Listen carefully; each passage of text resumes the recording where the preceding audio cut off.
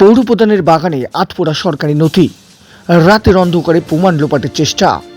অশোকনগরে তীব্র চাঞ্চল্য। অশোকনগর কল্যাণগড় পৌরসভার পৌরপ্রধান প্রবোধ সরকারের বাড়ির বাগান থেকে উদ্ধার হওয়া আধপোড়া নথিকে ঘিরে শুক্রবার রাতেই উত্তপ্ত হয়ে ওঠে গোটা এলাকা। স্থানীয় সূত্রে খবর, গভীর রাতে পৌরপ্রধানের বাড়ি থেকে পোড়া কাগজের তীব্র গন্ধ বের হতে দেখে সন্দেহ হয় এলাকাবাসীদের। খবর পেয়ে বিজেপি নেত্রী রিঙ্কি সুর সহ স্থানীয়রা ঘটনাস্থলে পৌঁছলেও দীর্ঘক্ষণ দরজা খোলা হয়নি বলে অভিযোগ। পরিস্থিতি জটিল হয়ে উঠলে অশোকনগর থানার খবর দেওয়া হয়।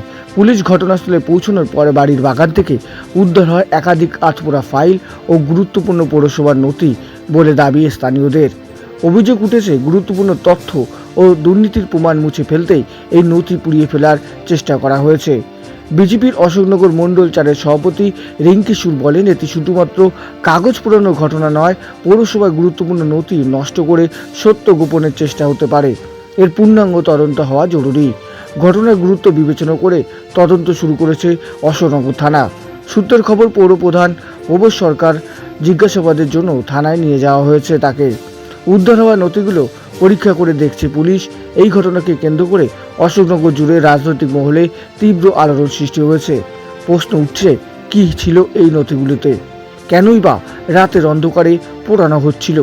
তদন্তের দিকেই এখন তাকিয়ে অশোকনগর। ওইটাই পাড়ার লোকজন এবার কি হচ্ছে যে বাড়িতে আগুন টাগুন কোথাও হয়ে গেল না। হ্যাঁ হ্যাঁ, আমি 17 বছর এখানকে চেয়ারম্যান ছিলাম। আমি কোনোদিন না না, আমি ওই বিষয়ে আলোচনা করতে আসিনি। আমি ওই বিষয়ে কোনো আলোচনা করতে আসিনি। যেটা পোড়া গন্ধ বেরোচ্ছে, যদি বাড়িতে পুড়িয়ে থাকে হিসাবপত্রের কিসব কাগজপত্র পৌরসভা লেখা, কল্যাণগড় পৌরসভা প্রবোধ কাকুর বাড়িতে এসেছি। আমরা আন্দাজ করেছিলাম কিছু একটা পোড়ানো হচ্ছে এবং সেই পোড়া গন্ধ দেখে এসে এখন এগুলো দেখছি। এই যে প্রচুর নথি পোড়ানো হয়েছে এখানটায়, প্রচুর নথি। এই যে সব হিসাবপত্র, এগুলো সব পৌরসভার হিসাবপত্র। এই যে সব পৌরসভার হিসাবপত্র।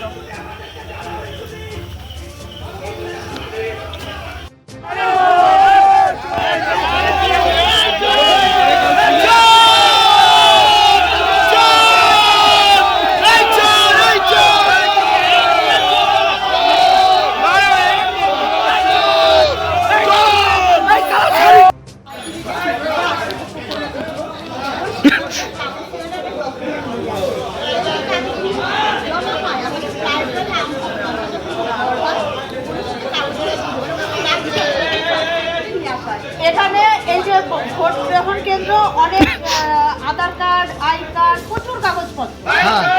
আর ছাদের উপরে কি পড়া ছিল?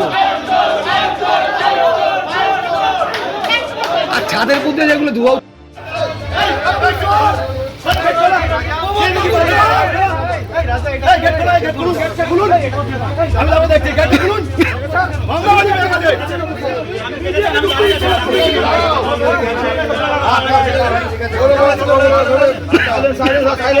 আমাদের কাজটা করতে দেয়।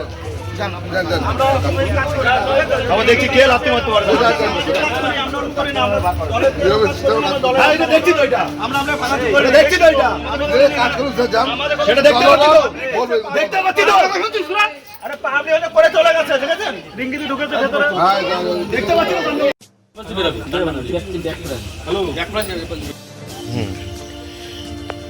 একটু নামাবো, ঠিক আছে? দিদি, কি খবর পেলেন এবং কি দেখতে পেলেন এবং কার বাড়িতে আসলেন? দেখুন, আমাদের পৌরসভার চেয়ারম্যান প্রবোধ সরকার, তার বাড়িতে সন্ধ্যে দিয়ে পোড়া পোড়া গন্ধ পাওয়া যাচ্ছিল। আমরা খবর পেয়ে এসেছি, থানাতে ফোন করেছি। উনি লাইট অফ করেছিলেন, অনেকবার ডেকেছি, সাড়া দেয়নি। থানা থেকে পুলিশ এসে বলাতে দরজা খুলেছে। খোলার পর আমাদের বলছে কিছু পোড়ানো হয়নি, পাতা পোড়ানো হয়েছে। আমরা জঙ্গলে এসে দেখছি এই যে নথি, প্রচুর নথি এখানে পোড়ানো হয়েছে। এইগুলো যে জল দিয়ে করলাম, এগুলো সব কল্যাণগড় পৌরসভার নথি। এখানটায় কি মনে হচ্ছে? কাকু যা করার সেটা করেছেন। সমাজের অলংকার কাকু, সেই হিসেবে যা যা করার, কোটি কোটি টাকা নিয়ে এই যে বাড়ি হাঁকিয়েছেন, সেই তার প্রমাণগুলো পোড়াচ্ছে এখন।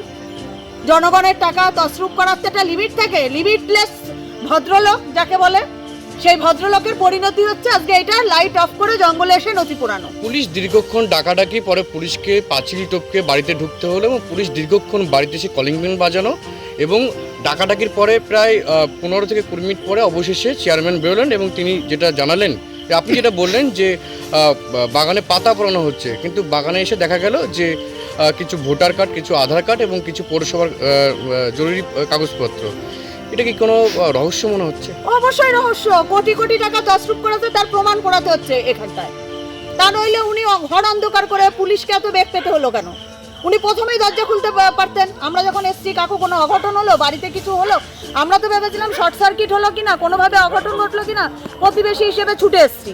এসে তো দেখছি মহাভয়ঙ্কর কাণ্ড।